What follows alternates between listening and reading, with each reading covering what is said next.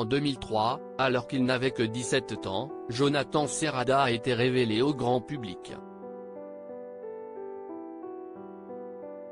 À l'époque, le chanteur avait été jusqu'à remporter l'émission Nouvelle Star sur M6. Une victoire qui l'a plongé dans un véritable tourbillon médiatique. Sortie d'un premier album, tournée européenne, petit rôle dans la série culte espagnole Un D'autre et même candidat à l'Eurovision en 2004. Jonathan Serrada a assurément enchaîné pendant plusieurs années.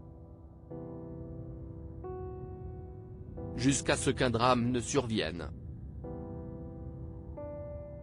En 2014, alors qu'il travaille toujours avec difficulté sur un troisième album, l'artiste décide finalement de lâcher définitivement ce projet et même d'arrêter sa carrière dans la musique à la suite de la mort brutale de son frère Julian, lors d'un accident de travail.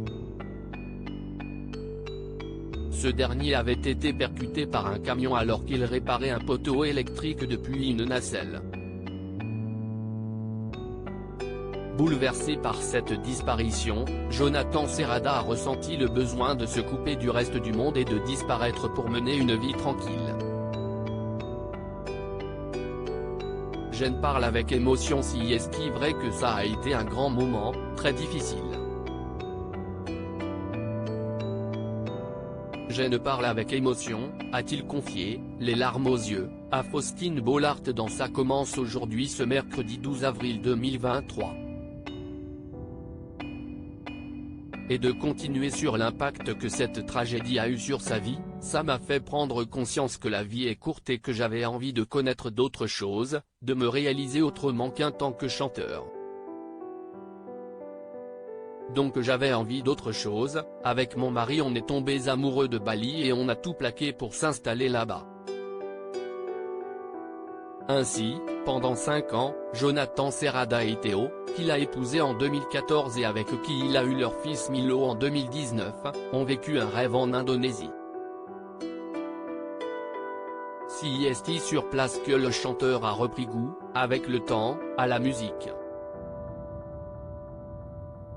Il a d'ailleurs sorti un album en indonésien et a joué en 2018 dans le film Liam Dan Laila. En manque de l'Europe, le couple a décidé il y a peu de retrouver ses racines.